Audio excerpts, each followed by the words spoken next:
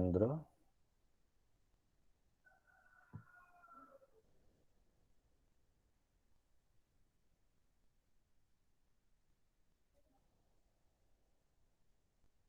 मोक्ष मार्गस्य नेतारम् भेतारम् कर्म बुभृता ज्ञातारम् विश्वतत्त्वानां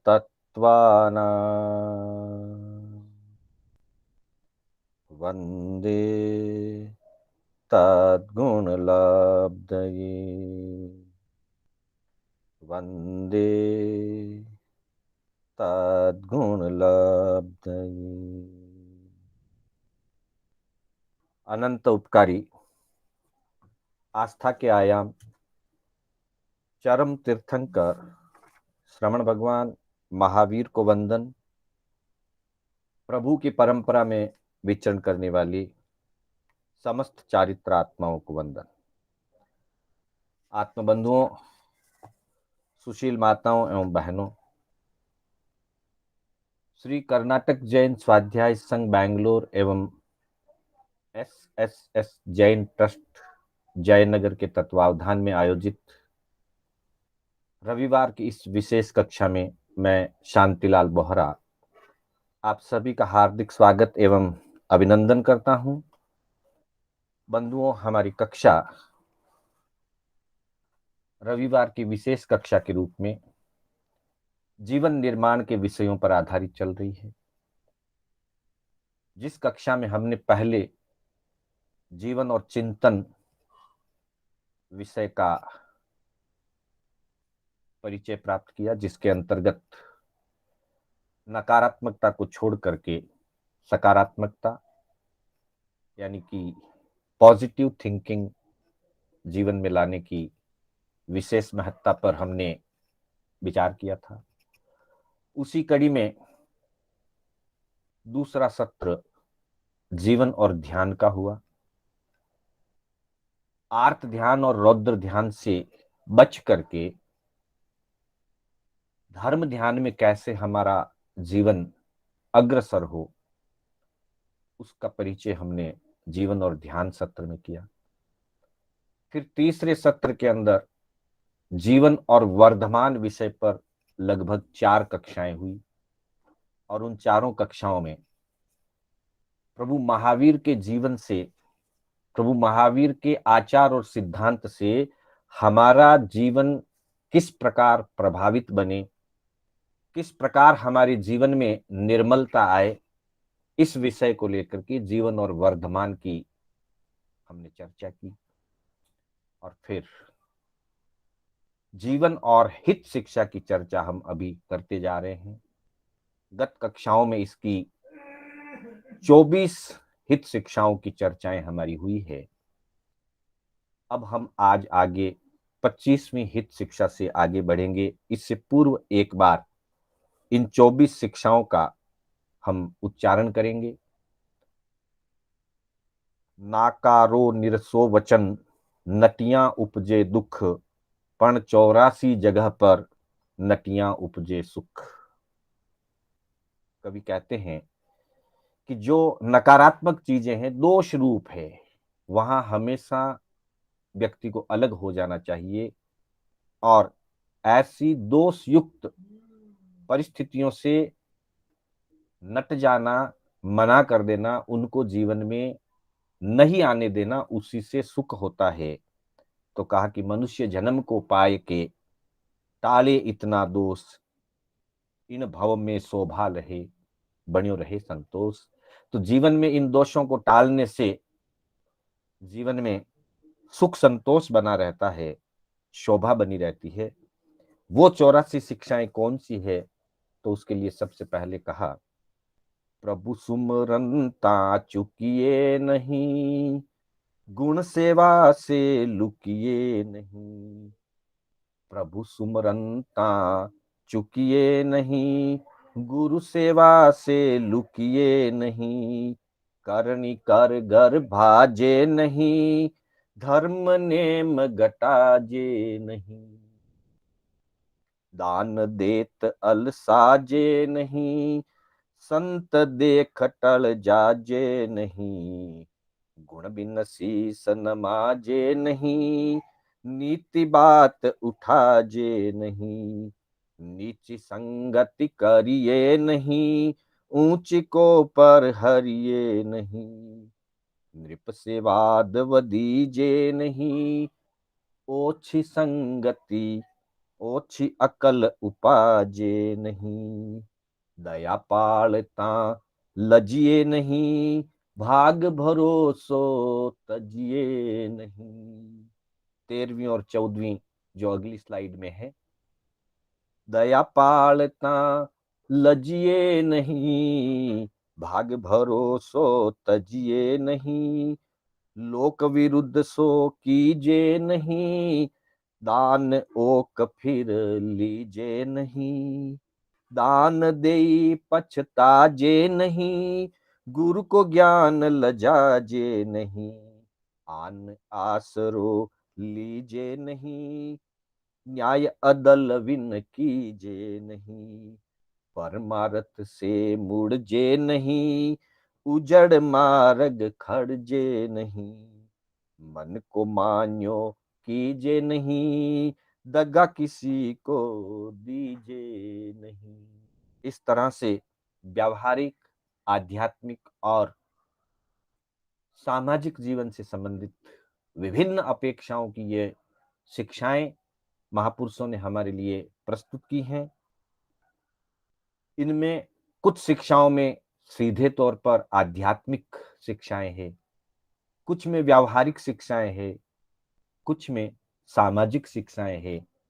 मूलतः इन सभी शिक्षाओं के आराधन करने से, इन शिक्षाओं का जीवन में पालन करने से सभी प्रकार की सुख शांति और जीवन में आनंद की अनुभूति होती है। आज हम 25वीं शिक्षा से आगे बढ़ने जा रहे हैं। सामी सांझ थी सोजे नहीं, सोग भया से रोजे नहीं, रण में पूठ दिखाजे नहीं, हाथा कुबर घटाजे नहीं, अनछाणियो जल पीजे नहीं, कुजस किसी को लीजे नहीं, झूठी कथनी कीजे नहीं, जानत विष को पीजे नहीं, पर की निंदा कीजे नहीं, अरिस गाफिल रीजे नहीं, हिंसा विनज कमाजे नहीं, राज खुखारू जाजे नहीं। ये 25 से 36 तक की शिक्षाओं का हमने उच्चारण किया। अब एक एक शिक्षा से आगे बढ़ते हुए हम इनका क्या अपेक्षा है, इनके पीछे क्या आशय है, इसकी हम चर्चा करेंगे। तो सबसे पहले हम 25वीं हित शिक्षा की बात करते हैं, जिसमें कहा गया है सामी सांझ थी सोजे नहीं। अर्थात बंधुओं, जीवन संचालन की एक व्यवस्था है और प्रत्येक व्यवस्था के लिए एक नियत समय होता है, निर्धारित समय होता है। ज्ञानी जनों का कहना है कि प्रत्येक कार्य को उसके समय पर करना चाहिए। और इसके साथ दूसरी बात कही है कि प्रत्येक समय के लिए व्यक्ति के पास एक कार्य होना चाहिए।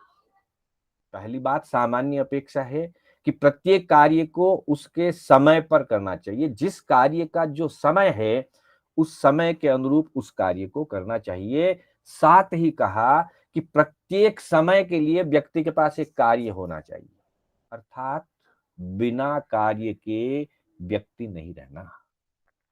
जब कार्य नहीं होता है व्यक्ति के पास, तब उसका मन, उसका मस्तिष्क, उसका दिमाग ठीक से काम नहीं करता है।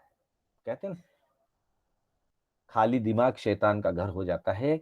इसलिए प्रतिपल व्यक्ति के पास कुछ कार्य होना चाहिए और प्रत्येक कार्य को उसके समय पर ही करना चाहिए। तो इसमें कहा कि सामी सांझ थी सोजे नहीं। ठीक सूर्यास्त के समय, संध्या के समय सोना यह उचित नहीं है।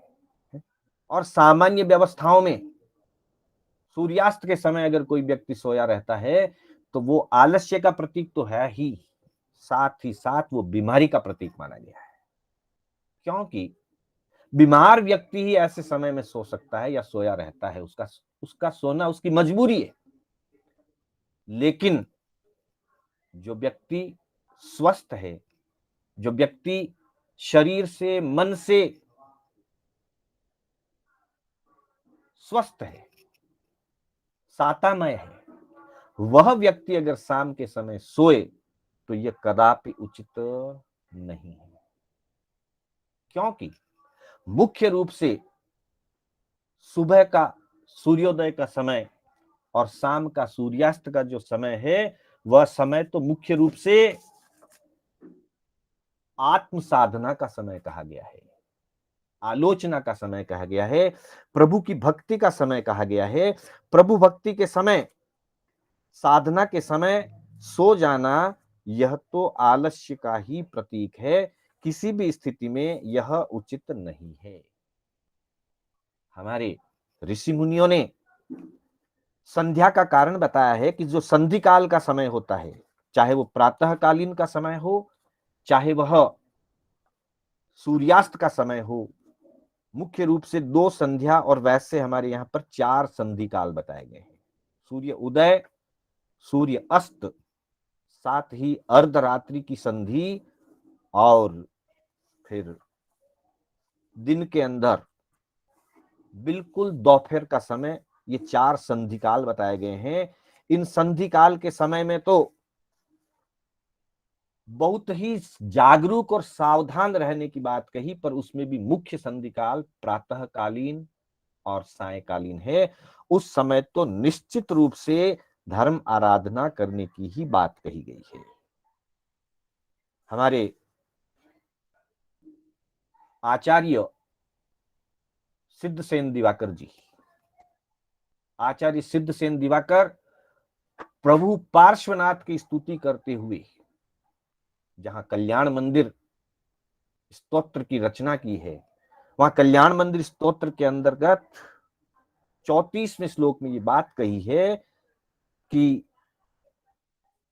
त्रिसंध्यम आराधयंती, तीनों संध्या काल में, हाँ, अर्धरात्रि का समय क्योंकि प्राय करके सभी लोगों के लिए शयन का समय होता है, तो उसको फिर भी छोड़ दिया गया है। लेकिन बाकी की 3 संध्याएं, ये त्रिसंध्यम आराधयंती विधिवत, विधि पूर्वक, सूर्य उदय के समय, सूर्य अस्त के समय और दोपहर में 12 बजे के समय, इन तीनों संध्याओं में आराधना करनी चाहिए, ज्ञानी भगवंतों की आराधना करनी चाहिए। लेकिन अगर हम ध्यान नहीं रखें और उस समय अगर हम सोए रहें तो यह धर्म की दृष्टि से, शरीर की दृष्टि से, व्यवहार की दृष्टि से किसी भी रूप में उचित नहीं है। इसके संदर्भ में एक बहुत ही महत्वपूर्ण उदाहरण ज्ञाता धर्म कथांक सूत्र के अंदर वर्णित है।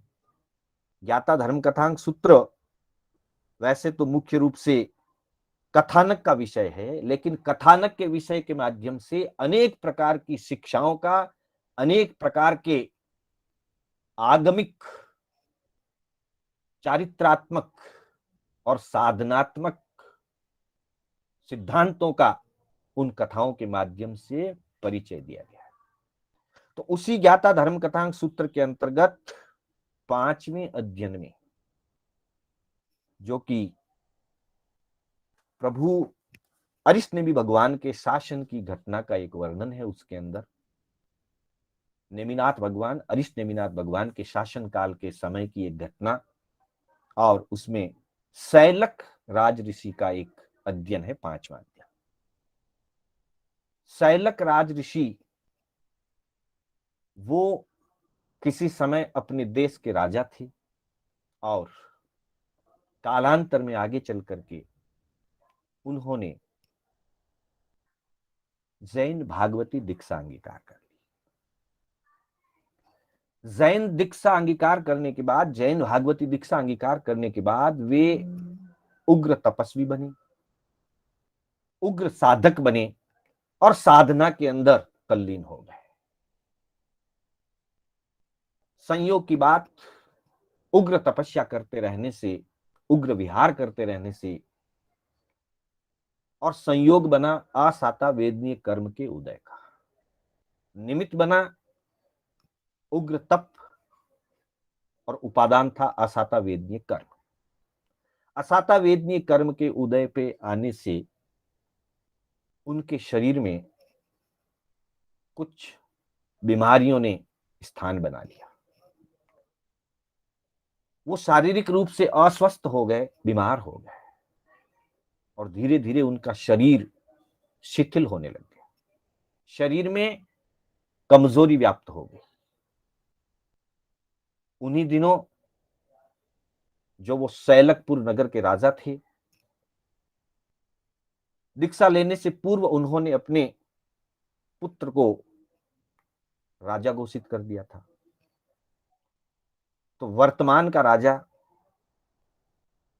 पूर्व राजऋषि के, जो उसके पिता भी थे, उनके दर्शन करने के लिए पहुंचता है और पिता की अस्वस्थता को देख करके, मुनिराज के रूप में वो थे शैलक राजऋषि, पिता मुनि की अस्वस्थता को देख करके उन्होंने आचार्यों से, जो उस समय उनके संगाड़े के प्रमुख थे, उनसे निवेदन किया कि आप इन्हें सैलकपुर की तरफ विहार करवाइए, मैं मुनिराज की स्वास्थ्य लाभ की दृष्टि से साधवोचित निर्दोष चिकित्सा करवाऊंगा, साधु जीवन के अनुरूप निर्दोष चिकित्सा से इनको स्वास्थ्य लाभ करवाऊंगा। आप कृपा करके इन्हें मेरी नगरी की तरफ विहार करवाइए।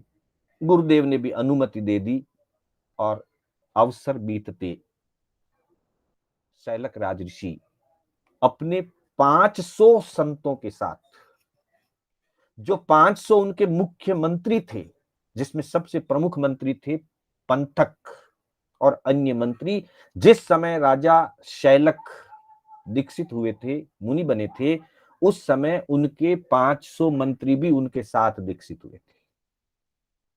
ऐसा वैराग्य का प्रभाव था। तो वे 500 भी उनके शिष्य बने हुए थे। उन 500 शिष्यों के साथ शैलक राजऋषि शैलकपुर पहुंचे। वहां पर राजा ने उचित साधवोचित निर्दोष चिकित्सा पद्धति के लिए वैद्यों से आदेश किया। वैद्यों ने उनकी सेवा की, चिकित्सा की और धीरे धीरे वो स्वास्थ्य लाभ को प्राप्त हो गए। जब स्वास्थ्य लाभ को प्राप्त हो गए, तब साध्वाचार के नियमों के अनुसार उनको वहां से विहार कर जाना चाहिए था, लेकिन काफी लंबे समय तक स्वास्थ्य की अपेक्षा से उन्होंने जो गरिष्ठ पौष्टिक आदि आहार ग्रहण किए थे, उन पौष्टिक आहार और चिकित्सा आदि के माध्यम से उनके मन में प्रमाद जागृत हो गया और वे धीरे धीरे शिथिलाचारी बन गए। इतने शिथिलाचारी बन गए कि अब उन्होंने अपनी धर्म क्रियाओं का भी समय पर, जो धर्म क्रियाएं उनको करनी चाहिए, समय पर प्रतिक्रमण, समय पर प्रतिलेखना, इन सारी क्रियाओं से वो बहुत दूर चले गए। आहार कर लेते और आराम, आहार और आराम, आहार और आराम, इन दो के सिवाय उनको तीसरा कोई कार्य सूझता नहीं था। हालांकि बंधुओं, मनुष्य का शरीर औदारिक शरीर होता है और औदारिक शरीर के लिए आहार की और आराम की, दोनों की जरूरत है, लेकिन उन दोनों की अपनी एक व्यवस्था है। कब और कितना आहार किया जाए, कब और कितना आराम किया जाए, इसकी भगवान ने, ज्ञानियों ने, ऋषि मुनियों ने, समाज शास्त्रियों ने, वैद्यों ने, सब ने इसकी मात्राएं निर्धारित की। उन्हीं मात्राओं के अनुसार, उसी समयबद्ध व्यवस्था के अनुसार आराम और आहार उचित है, लेकिन उस समयबद्ध व्यवस्था को तोड़ करके, जैसे कि कहा कि सामी सांझ थी सोजे नहीं, सोने का समय नहीं है, सूर्यास्त का समय। ठीक सूर्यास्त के समय अगर सोते रहें तो ये किसी भी दृष्टि से ठीक नहीं है। लेकिन सैलक राजर्षि इतने प्रमादी हो गए थे, इतने आलसी और इतने शिथिलाचारी हो गए थे कि वो बस दिन भर खाने के समय उठते, खाना खाया फिर सो जाते, खाना खाया फिर सो जाते, गोचरी करते थे और सो जाते थे। एक दिन की बात है कि होते होते 550 शिष्यों ने विचार किया कि जब ये मुनिराज हमारे गुरु इस तरह से शिथिलाचारी हो चुके हैं और एक ही जगह स्थिरवास में बैठ गए हैं, जबकि काल की मर्यादा के अनुसार, विहार कल्प की मर्यादा के अनुसार ठहरना अब उचित नहीं है। शेष काल में किसी भी मुनि को अधिकतम 1 मास, उससे ज्यादा एक स्थान पर ठहरना नहीं कल्पता है। सामान्य स्थिति में अस्वस्थता का कारण हो, वृद्धावस्था का कारण हो तो अलग बात है। सामान्य स्थितियों में शेष काल के 8 महीनों में कम से कम 8 स्थान परिवर्तित होना नियम है, और 4 महीने का एक स्थान। इस तरह से नवकल्पी विहार मुनि के लिए निर्धारित किया गया है। साध्वी के लिए शेष काल में अधिकतम 58 दिन, साधु के लिए 29 दिन, साध्वी जी के लिए 58 दिन, अर्थात लगभग 2-2 महीने तक एक स्थान पर ठहरा जा सकता है। पर 8 महीने के शेष काल में मिनिमम 4 विहार जरूरी है, और एक विहार चातुर्मास का।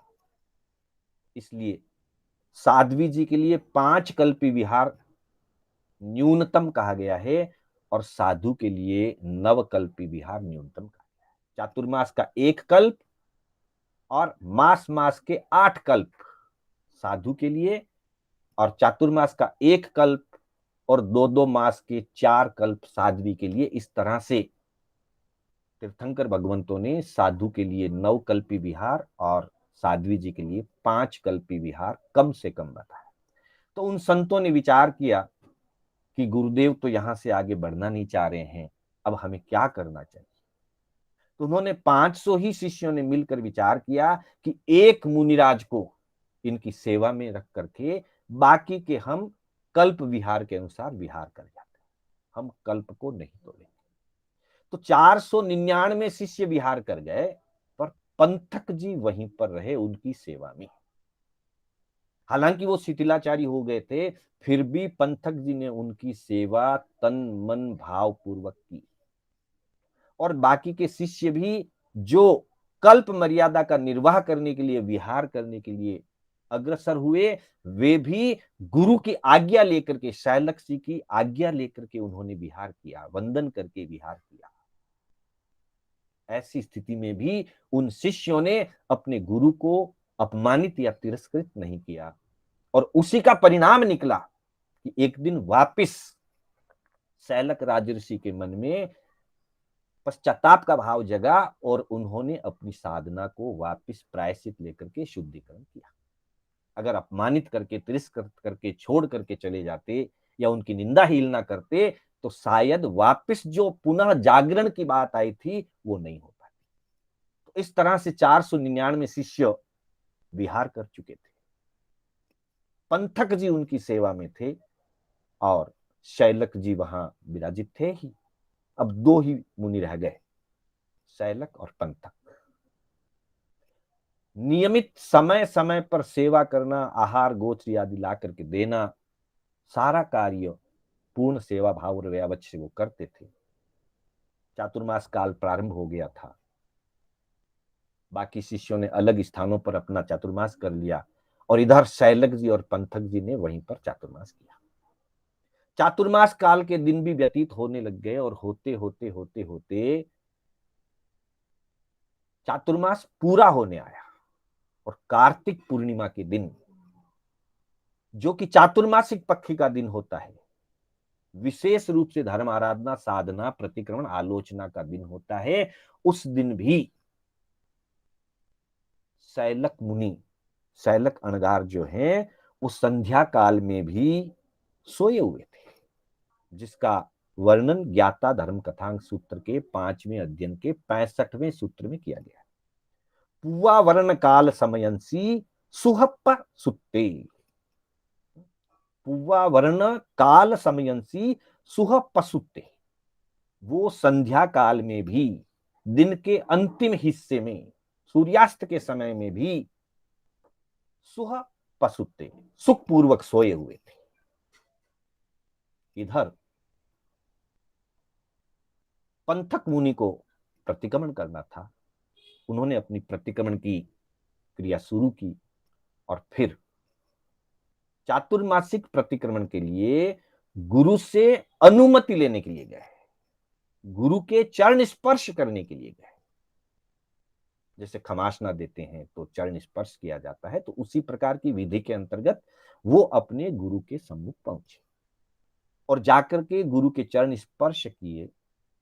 अचानक गुरु के चरण स्पर्श करने से गुरु की निद्रा में बाधा पहुंची।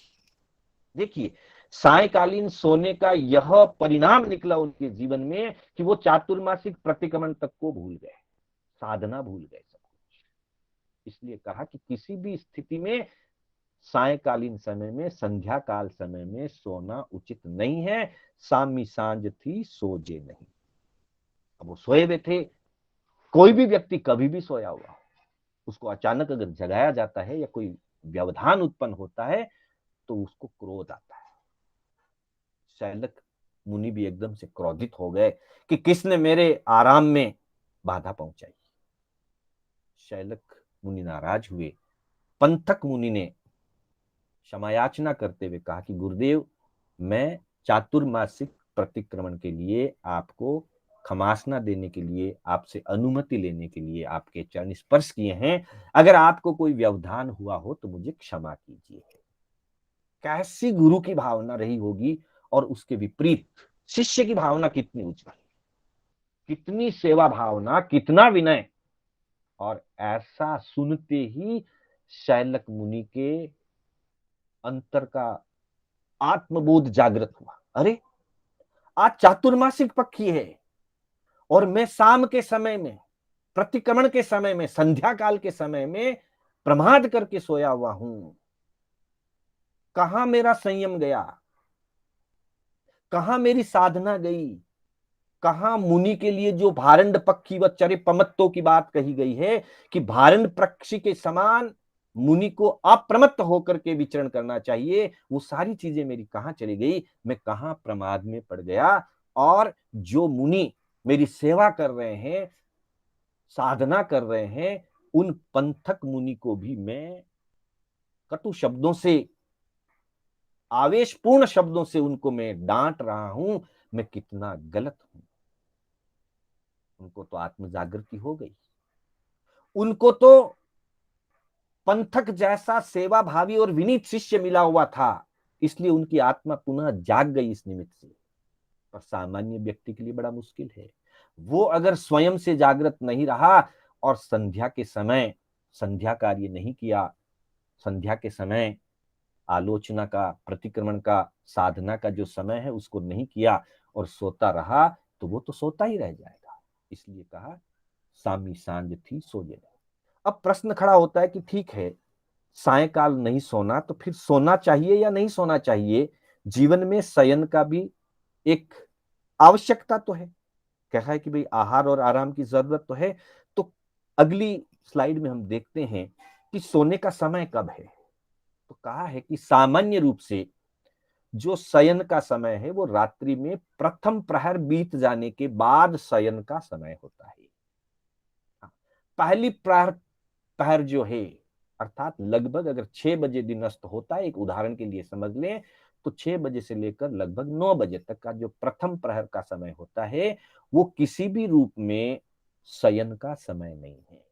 प्रथम प्रहर बीतने के बाद अलग अलग व्यवस्थाओं के अनुसार अलग अलग व्यक्तियों के लिए समय का निर्धारण शयन के लिए कहा गया है। और सन्यासी के लिए तो, साधु के लिए तो मात्र 3 घंटे ही शयन की बात कही है, वो भी अगर निद्रा सताए तो। अगर निद्रा नहीं सताए तो पूरी रात्रि भी जाग करके काटी जाती है। और कई महापुरुष ऐसे आज भी हैं और पहले भी हुए हैं जो वर्षों तक रात्रिकालीन समय में भी आड़ा आसन नहीं करते थे। आचार्य जयमल जी महाराज साहब के लिए कहा जाता है कि लगभग 52 वर्षों तक उन्होंने जो है रात्रिकालीन में भी आड़ा आसन नहीं लिया, पूरी पूरी रात बैठ करके धर्म जागरणा से व्यतीत करते। और भी अनेक महापुरुष पूर्व में भी हुए हैं, वर्तमान में भी हैं और आगे भी ऐसे होते रहे। प्रभु महावीर, खैर वो तो तीर्थंकर आत्मा थे, कल्पातीत पुरुष थे, 12.5 बरस तक सोए ही नहीं, आड़ा आसन ही नहीं लिया। पूरे 12.5 वर्षों के काल में कहते हैं कि उनको एक बार सिर्फ 2 घड़ी के लिए निद्रा आई थी, जब उन्होंने 10 स्वप्न देखे थे, ऐसा वर्णन मिलता है। तो हमारे महापुरुषों के लिए शयन ये तो जीवन का अंग नहीं है, आवश्यकता हो सकती है। और जो जागरूक रहते हैं वह तो आड़ा आसन नहीं करते हैं। पर सामान्य रूप से भी कहा कि रात्रि का जो तीसरा प्रहर है, सन्यासी के लिए, योगी पुरुष के लिए, निर्ग्रंथ मुनि के लिए रात्रिकालीन तीसरा प्रहर निद्रा मुक्ति का प्रहर कहा गया है। उत्तरार्जुन सूत्र के 26वें अध्याय, जहां सामाचारी का वर्णन है, उसकी 45वीं गाथा में कहा है पद्मम पोरिसी सज्जायम। पहली प्रहर में तो स्वाध्याय ही करना, अर्थात सूर्यास्त के बाद स्वाध्याय काल तक प्रतिक्रमण, और प्रतिक्रमण पूरा होने के बाद फिर स्वाध्याय। पद्मम पोरिसी सज्जायम बीयम झाणम जियायई। और दूसरे प्रहर में ध्यान की साधना करे। पहले प्रहर में स्वाध्याय, दूसरे प्रहर में ध्यान की साधना करे। तैयाए निद्दमोक्षम तु। और जब तीसरी प्रहर प्रारंभ हो जाती है, तीसरे प्रहर में अगर निद्रा सताती है तो निद्रा से मुक्त बनने का प्रयास करे। मुक्त बनने का प्रयास ये है कि अगर जागरूक रह करके आड़ा आसन किए बिना रह सके तब तो जागरूक रहे, पर हर साधक ऐसे नहीं हो सकते हैं। तो जो नहीं निद्रा से मुक्त हो पाते हैं उनके लिए शयन का एक प्रारूप है तीसरी प्रहर। और फिर वापिस तैयाए निद्दमोक्षम तू सज्जायम तू चौथी, और चौथी प्रहर में तो वापिस स्वाध्याय में लग जाए। अर्थात मुख्य रूप से सामाचारी की अपेक्षा से भगवान ने जो काल दिया है मुनि के लिए, वो तीसरे प्रहर में सोने का काल दिया है। परंतु पहली प्रहर तो सामान्य रूप से सबके लिए जागने का समय है। और फिर व्यावहारिक अपेक्षा से नीति के श्लोकों के अनुसार अगर देखें तो जो व्यक्ति विद्यार्थी है उसके लिए 6 घंटे की अधिकतम निद्रा का प्रावधान किया है, साधक के लिए 3 घंटा और विद्यार्थी के लिए 6 घंटा। और बंधुओं, प्रत्येक व्यक्ति तब तक विद्यार्थी रहता है जब तक उसको केवल ज्ञान की प्राप्ति नहीं हो जाती। हम सब विद्यार्थी हैं और विद्यार्थी को अधिकतम 6 घंटे सोने की बात कही है। और कहा है काक चेष्टा बको ध्यानम श्वान निद्रा तथैव च अल्पाहारी गृह त्यागी विद्यार्थी पंच लक्षणम। विद्यार्थी के 5 लक्षण होते हैं। विशेष रूप से यह बात जब पूर्व काल के अंदर आश्रम व्यवस्था चलती थी भारतीय संस्कृति के अंतर्गत, तब विद्यार्जन के लिए विद्यार्थी रूप में बालक गुरु के आश्रम में चले जाते थे, आश्रम में रह करके अध्ययन करते थे और लगभग 25 वर्ष की आयु तक विद्या अध्ययन का काल ब्रह्मचर्य आश्रम माना जाता था। उस अपेक्षा से बात कही गई है कि काक चेष्टा बको ध्यानम। विद्यार्थी को हमेशा चेष्टावान रहना चाहिए। जैसे कौवा बहुत चेष्टावान रहता है, बहुत चतुर रहता है, जैसे ही उसके उपयोग की कोई वस्तु आती है वो ग्रहण कर लेता है, वैसे ही विद्यार्थी जीवन की शिक्षाओं के ग्रहण करने में हमेशा चेष्टावान रहे। और बको ध्यानम, हमेशा वह ध्यान और एकाग्रता में बगुले की तरह एकाग्रता रखे। और निद्रा के लिए तो कह दिया स्वान निद्रा तथैव च।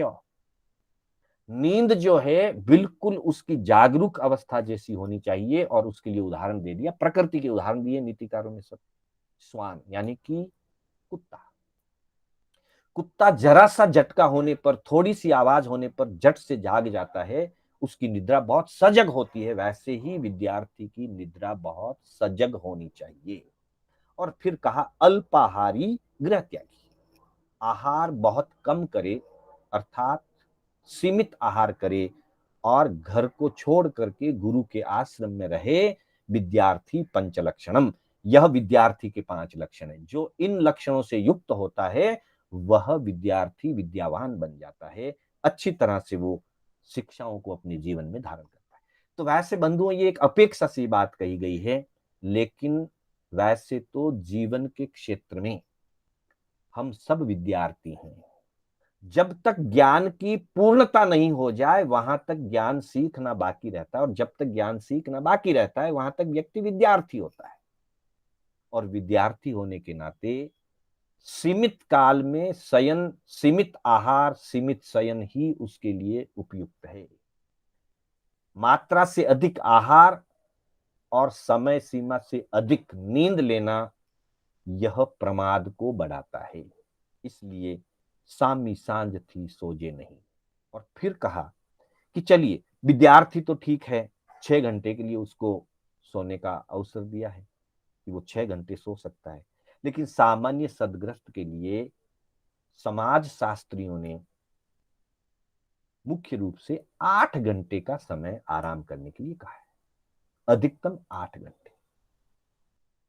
और उसका काल विभाजन भी बताया है कि कम से कम 8 घंटे उसकी व्यापार व्यवस्था में लगे। हमारे लिए ये बहुत जरूरी है। आज हमारा काल विभाजन और हमारी दिनचर्या थोड़ी अव्यवस्थित हो चुकी है, और उसका परिणाम यह है कि हमारे जीवन से सुख शांति घटती जा रही है, रोग बढ़ते जा रहे हैं, अशांति बढ़ती जा रही है, अविश्वास बढ़ता जा रहा है, कलह बढ़ रहे हैं हमारे जीवन में। उसका मूल कारण यह है कि हम महापुरुषों की शिक्षा के अनुरूप जो हमारे लिए नियत किया गया है, जो हमारे लिए मर्यादाएं बनाई गई है, हम उन मर्यादाओं का ठीक से पालन नहीं कर रहे, नहीं कर पा रहे। इसीलिए सारे परेशानियों के कारण उपस्थित हो रहे हैं। तो कहा कि ग्रस्त व्यक्ति को, एक सदग्रस्त व्यक्ति को, क्योंकि ग्रस्त व्यक्ति स्वयं उद्यम से कमाता है, आजीविका करता है, वो झोली ला करके नहीं खाता, भिक्षा ला करके नहीं खाता। भिक्षा लेकर के खाना यह त्यागियों का अधिकार है। जिन्होंने संसार की सारी चीजों का त्याग कर दिया है और आत्म साधना में लगे हुए हैं, उनके लिए तो भिक्षा का प्रावधान किया गया है। लेकिन सामान्य ग्रस्त के लिए भिक्षा का प्रावधान नहीं है, उसको अपनी आजीविका खुद करनी होती है।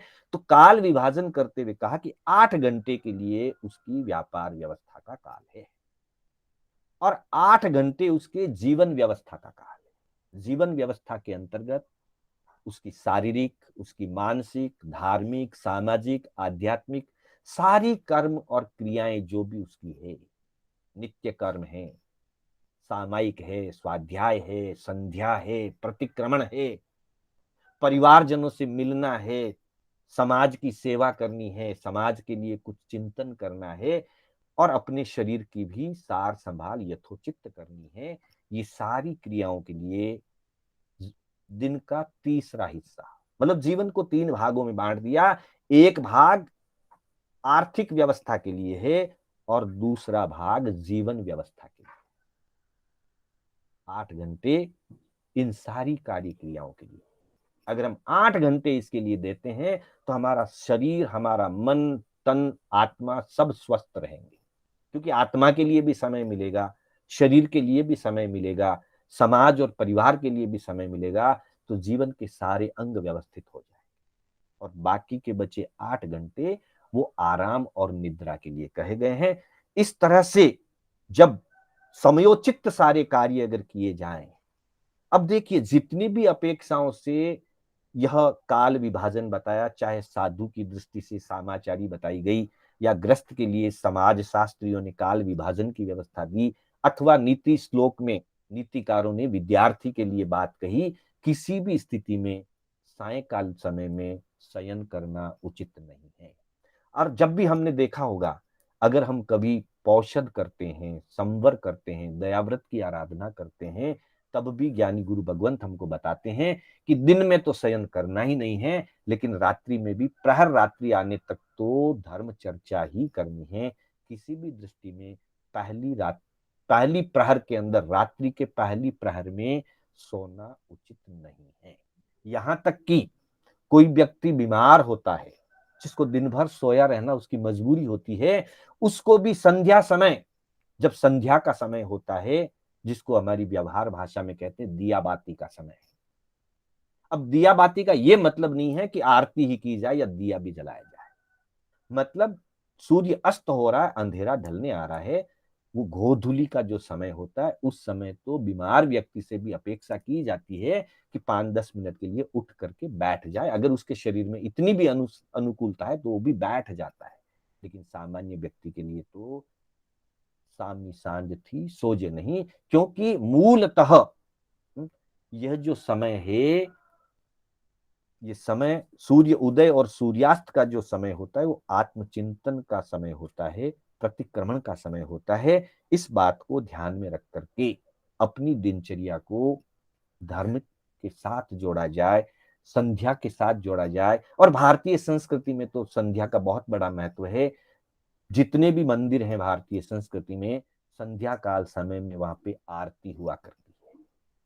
और जैन दर्शन के अनुसार संध्या होते ही, सूर्य अस्त होते ही प्रतिक्रमण का आवश्यक जो है, आवश्यक क्रिया का समय होता है, प्रतिक्रमण का समय होता है। तो हमने अलग अलग अपेक्षाओं से इसको आगम की दृष्टि से, व्यवहार की दृष्टि से, नीति की दृष्टि से हमने समझने का प्रयास किया। हम इसका पालन करेंगे तो हमारे जीवन में व्यावहारिक, धार्मिक, आध्यात्मिक हर दृष्टि से विकास होगा। उसके बाद अगली गाथा है, अगली जो शिक्षा है 26वीं शिक्षा, जिसमें कहा गया है सोग भया से रोजे नहीं। देखिए, जहां जीवन है, जीवन में जन्म और मृत्यु ये दोनों जीवन के दो बिंदु है।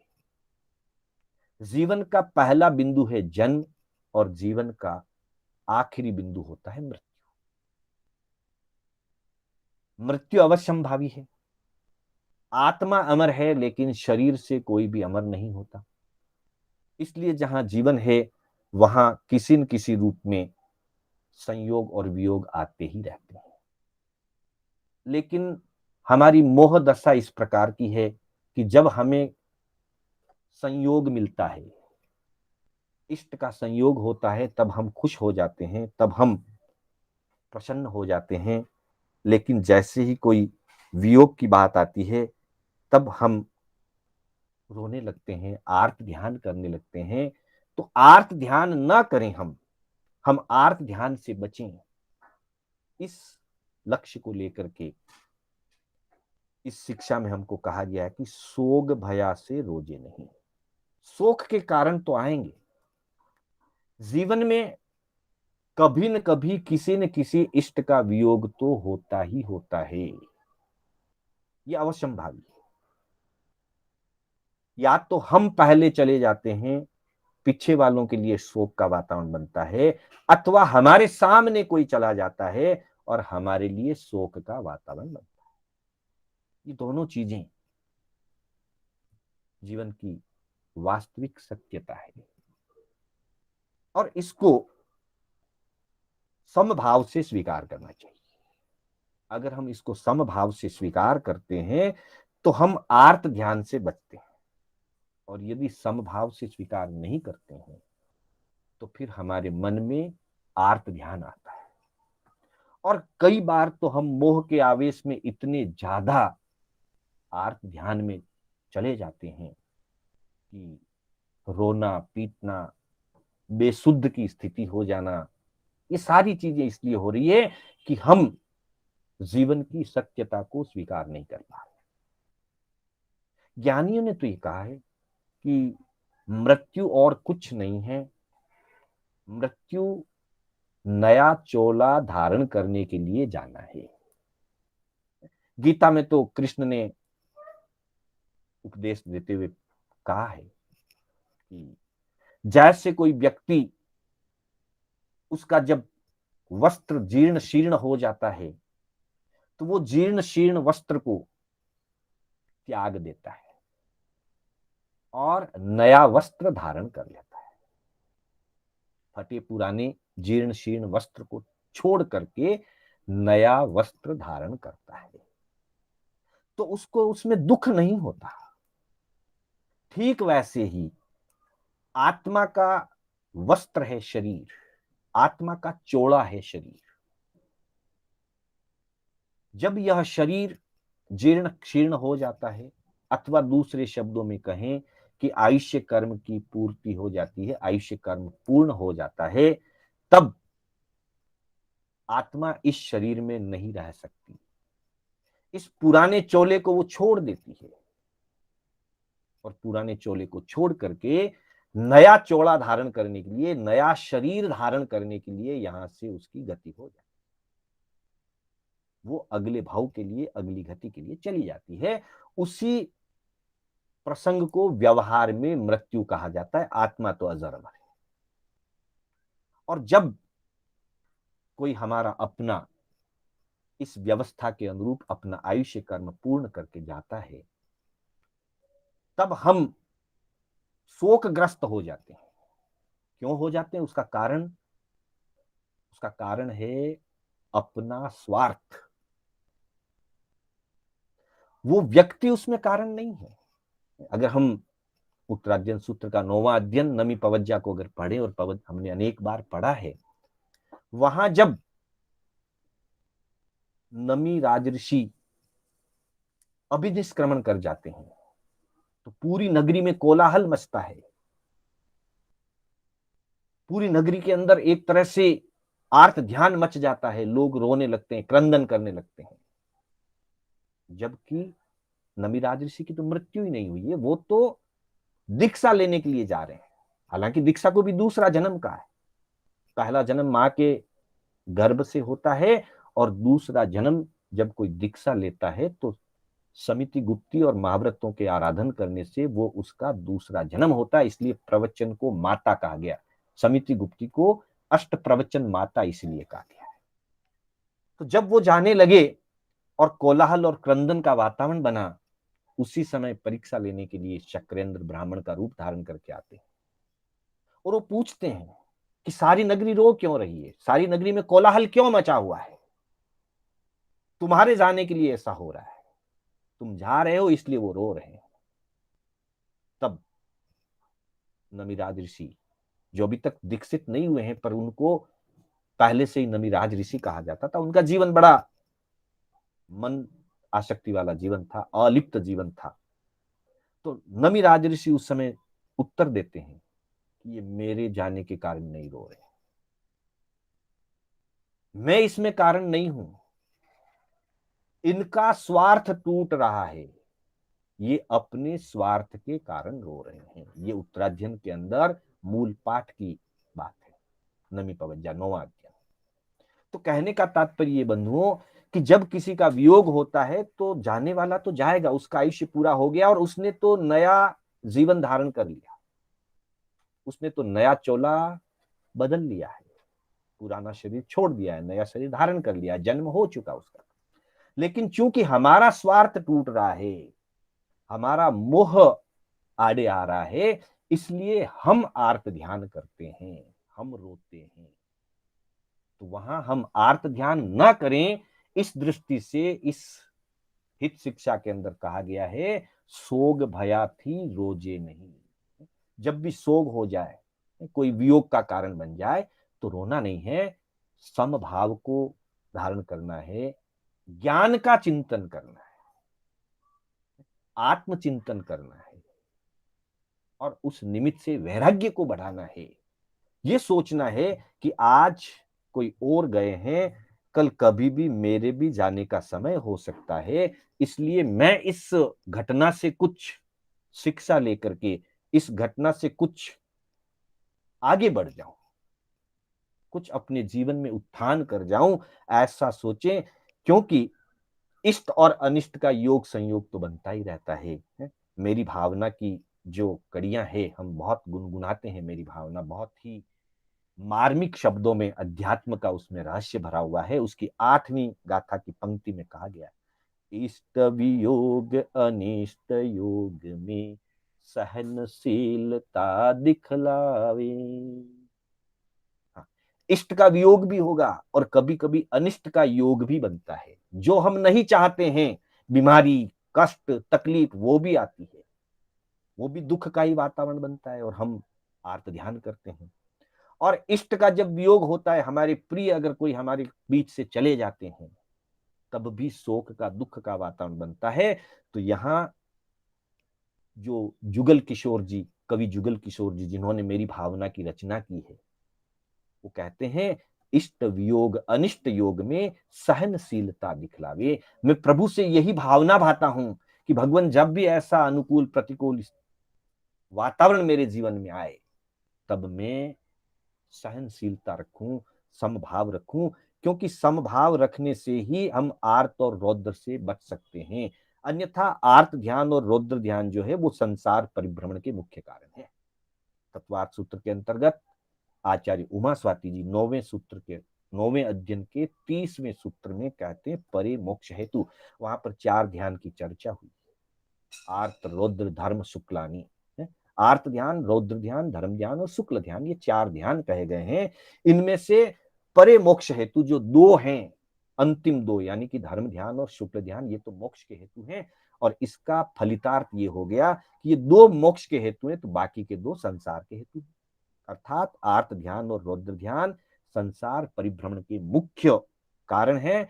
ऐसा समझ करके, ऐसा जान करके, अनुकूल और प्रतिकूल स्थितियों में, शोक के वातावरण में, वियोग के अवसर पर, इष्ट वियोग और अनिष्ट योग की स्थिति में हमको आर्त ध्यान से बचना चाहिए, रोना नहीं चाहिए।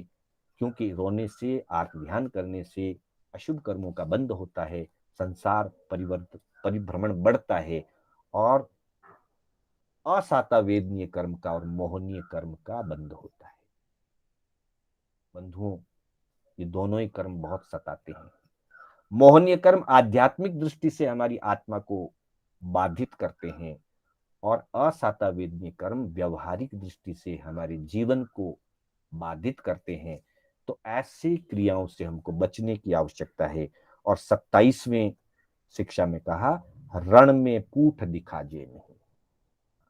ये बिल्कुल राजधर्म और क्षत्रिय धर्म की अपेक्षा से ये बात कही गई है।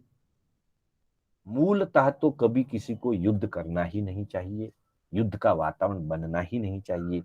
लेकिन कदाचित कोई अन्य आतताई राजा राज्य पर आक्रमण कर दे, देश पर आक्रमण कर दे, तो जिनकी सुरक्षा की जिम्मेदारी है, क्योंकि एक वणिक वर्ग होता है, एक शिक्षक वर्ग होता है, एक सेवक वर्ग होता है, एक रक्षक वर्ग होता है। क्षत्रिय जो है वो रक्षक वर्ग है, रक्षा करना उसका कार्य है। तो वैसी स्थिति में अगर कभी कोई आतताई राजा देश पर आक्रमण कर दे, देश पर युद्ध की परिस्थिति को थोप दे अगर, तो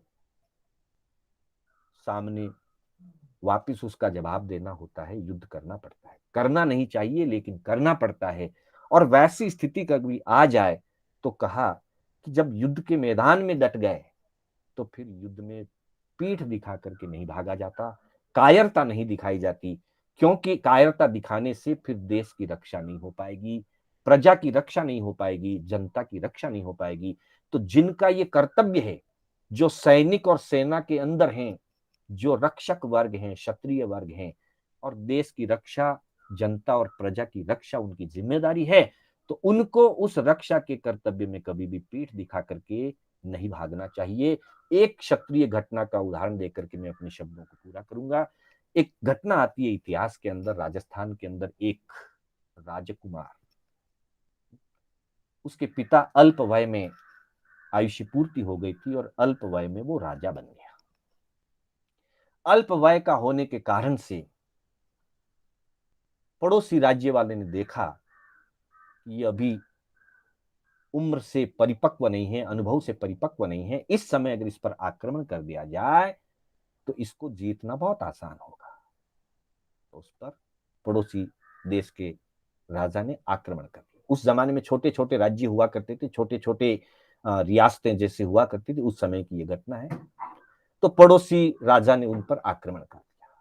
अब वो लघुवय का राजा भी युद्ध के मैदान में गया और मैदान के अंदर लड़ाई के लिए उतरा।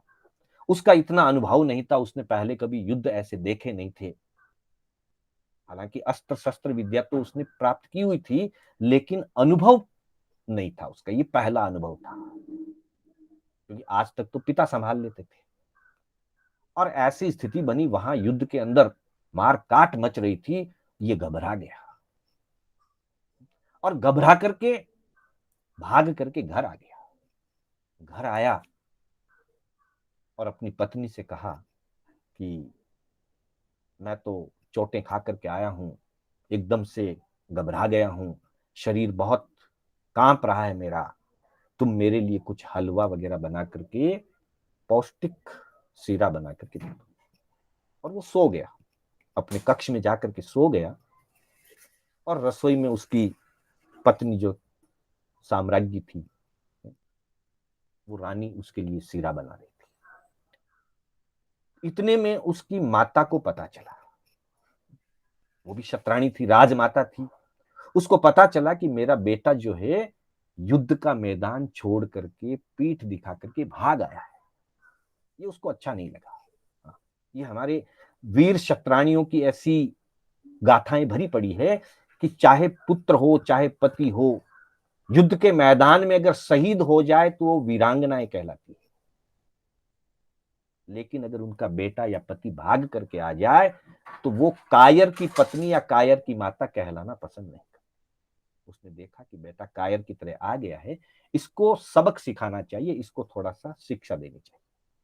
वो रसोई में गई और बहू से पूछा, जो रानी थी उससे पूछा, क्या कर रही हो?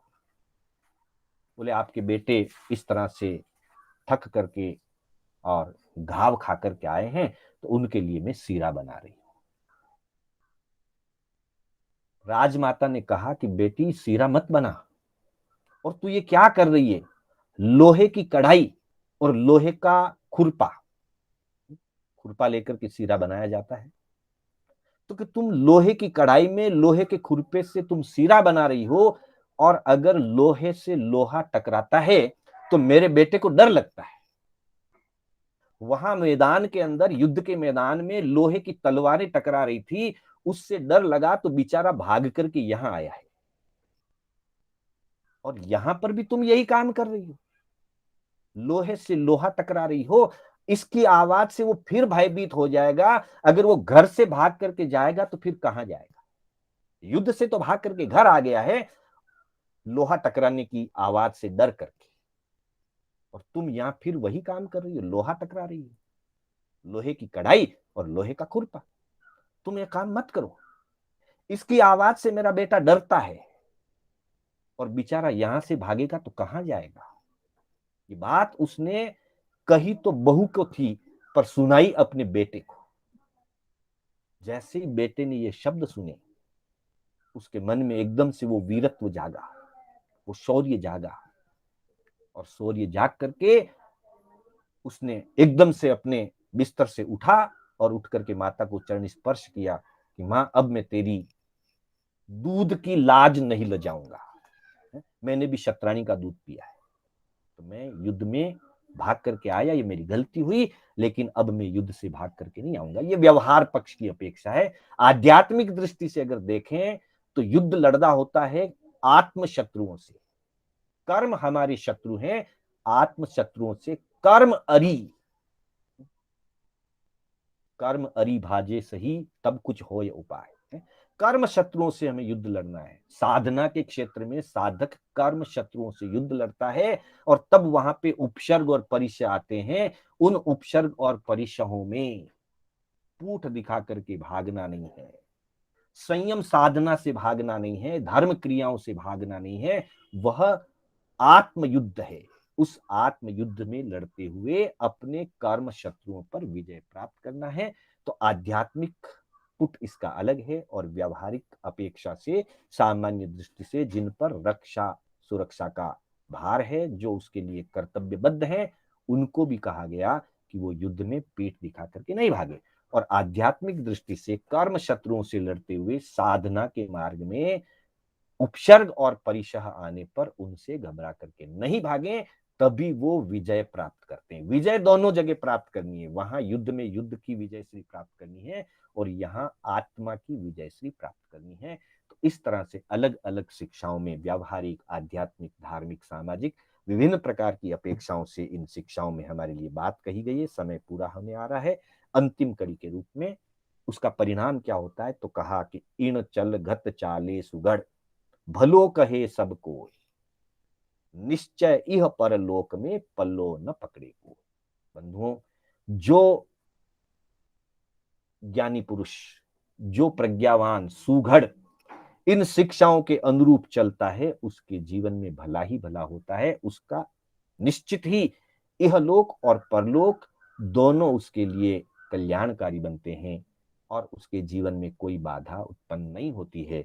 इन्हीं शब्दों के साथ पुनः मैं अपने शब्दों को विराम देते हुए यही भावना करता हूं कि ये सारी शिक्षाएं हमारे जीवन में आए।